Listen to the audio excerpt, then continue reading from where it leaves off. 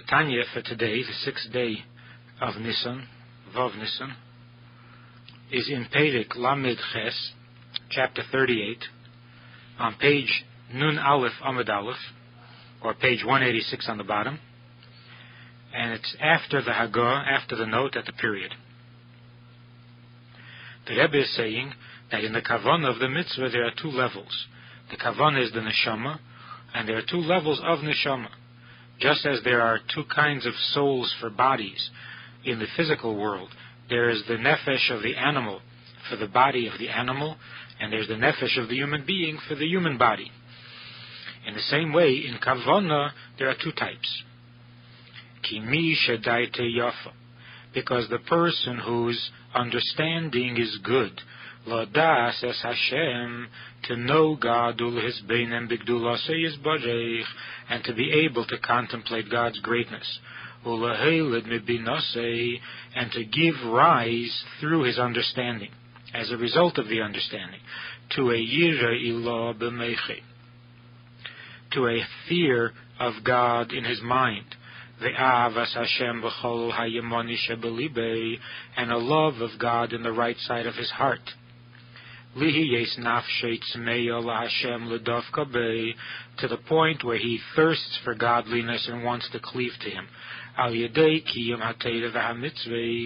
And we cleave to God through the performance of Torah and mitzvahs. So through the understanding and the knowledge that he has of God and his ability to contemplate God's greatness, he experiences first Yireh Ilah, a fear of God, because fear is easier to attain than love. So first he attains the fear, then he attains a love, which creates a thirst for godliness, and he wants to cleave to God through performance of Torah and mitzvahs. Shehein hamshochas v'ha'orasei baruch hu al nafshi. Through the Torah and mitzvahs, he brings down godliness to his nefesh lidovka bei, in order to cleave to him. And it is with this kavanah, the purpose and the kavanah in his doing of mitzvahs is in order to be able to cleave to God. So with this kavanah, he actually learns and fulfills the mitzvah. And also the other form of body that the mitzvah has, and that is the speech. So in davening and in making brachas as well, this is his kavanah. Then hari kavanah zu al derech mashal. This kind of a kavanah can be compared kamei nishmas hamedaber, to the soul of a human being. Shehu bal seichel ubechira. The human being is intelligent and therefore has freedom of choice. Uvedas yedaber, and therefore he speaks with knowledge, with wisdom. He says what he understands, because he is a Baal Seichel. But on the other hand, the person whose intelligence is limited, he doesn't have the ability to know and to contemplate the greatness of God, in order to give rise to a love from this understanding, his galus libe, in the revealed part of the heart. In other words, an actual love. Actual love takes place in the revealed part of the heart.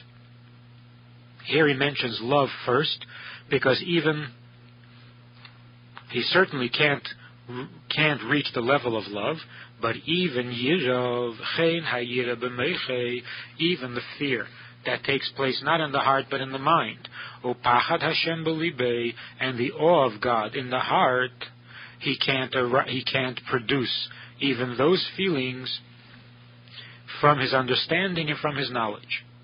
How then does he serve God, and how does he arouse his love and fear? He remembers and he arouses the natural love,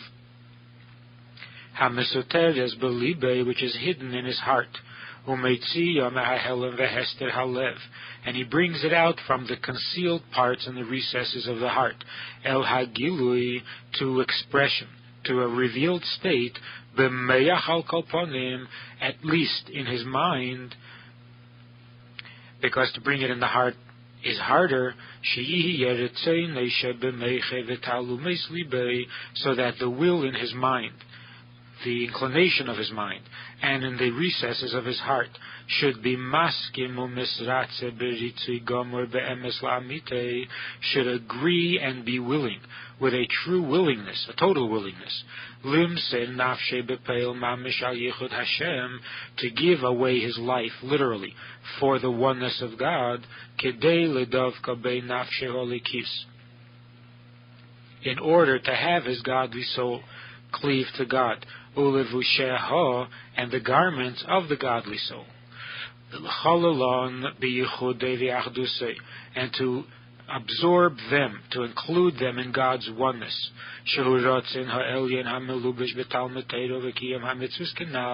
And where do we have access to God's oneness? In his will that is clothed in Torah and in mitzvahs. And in this love that a person has by nature, a Jew has by nature, there is also an element of fear included in that love. And that is lekabel malchusei, that he accepts upon himself God's kingdom. Not to go against God, God forbid, and it is with this kavana. Again, the kavana is to cleave to God as a result of love. Only the love can come either by nature or by conviction. So on the higher level, where he has a good understanding of godliness, the love comes through conviction and by conviction. On the lower level, he uses the love with which he is born, but he has to do something to arouse it. And his kavana is in order to cleave to God through Torah and mitzvahs. So it's with this kavana, that he actually avoids the sin and does the mitzvah,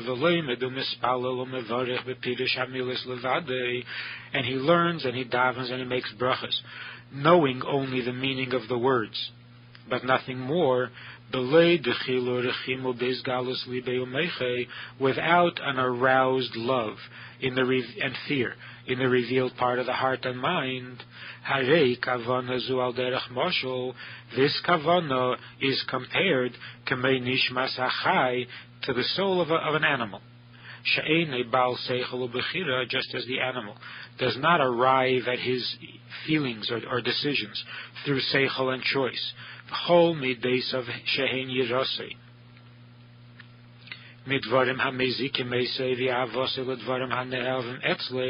And all of his emotions, which means his fear of those things that damage him or threaten him, and his love for those things that are beloved to him, they are instinctive and natural, and did not come as a result of his understanding or evaluation of those things.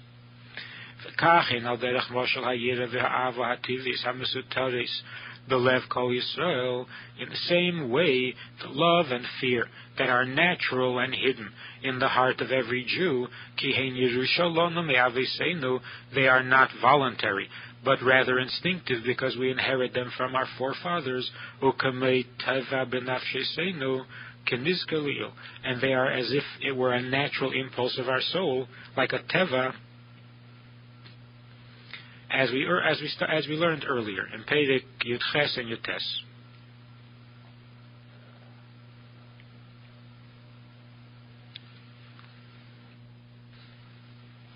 In the Hayom Yom for Vav Nissan, for the 6th of Nissan, the Rebbe writes that experience has shown that when we refrain from analyses and we work in an organized and firm manner, based on the pleasantness of the ways of Torah, and that is that you draw the person closer with your right hand, and you hold him at a distance with your left hand.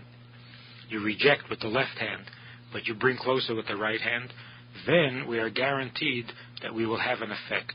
And particularly in those fundamentals that are fundamental to Yiddishkeit, that when we do it in that way, without being overly scheming about it, but simply being firm and consistent and pleasant in that we draw near more than we reject, we compliment more than we criticize, then there's no question that we will succeed in bringing people closer, and particularly, certainly, to those things that are the fundamentals, the very ikar of Yiddishkeit.